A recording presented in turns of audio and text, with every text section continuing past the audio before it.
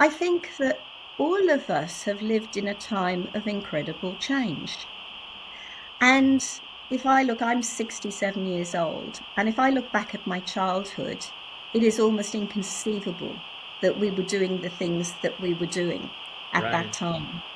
And I think any grandparent can start with where they started from, what their parents were like, what they ate. I mean, even what we ate was different in those days, let Yeah. alone, we didn't have mobile phones or, the incredible technology. Um, and I think also the way that we lived our lives was very different. I used to go and stay with my grandparents, and half of the day, my grandfather and I would be digging. My grandfather used to dig these huge trenches in the garden, and then Why? he would fill them with potatoes. Okay. And then, Right. yeah, and the trenches would be where he would put his compost. So it was the fashion back then to Okay. dig a trench, put your compost in, then put a layer of soil, then some more compost, and Yeah. then, another layer of soil. Then you put your potatoes in there. And my goodness, those potatoes were incredible. Yeah. Absolutely incredible. Um, and we'd be sowing beans or, we'd be harvesting.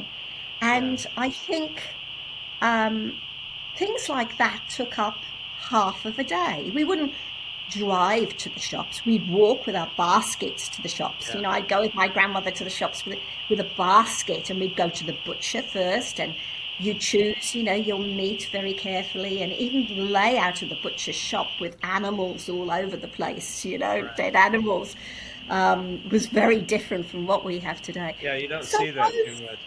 no, but those little stories, or the sweet shop that you would go into, and you could get every sweet or lollies, they call them in Australia, known to man, and they would be in huge great jars, and they would weigh them out and put them in little paper bags. Kids love that kind of stuff. Hmm. And you often find that kids will act out what you were doing as a child. And I Hmm. can remember as a very small child walking through a field with my grandmother, which was close to the house that she still lived in, that she was brought up in. And there were these little, we called them tumps, little lumps, molehills, like huge molehills that had been there for, I don't know, 50 years or something.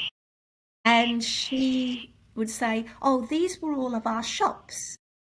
There would be a shop here, and this would be so and so's shop, and and this is how we would play." And then we would get, and she called it rice. She would pull on a certain plant, and all of these little pieces, little seeds would come up, and she'd throw them, and she said, "And this is how we would pretend there was a wedding." Oh. And I can remember doing exact same thing because I wanted to be like her when she was a little girl. Yeah.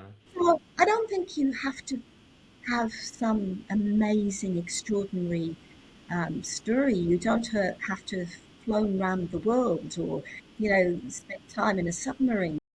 You just have to be yourself and relate something to them that they may be interested in, because you would know grandchildren are as happy just being with you Hmm. as and just doing very ordinary things with you, just to feel that connection. They don't need to know that you've done something exceptional.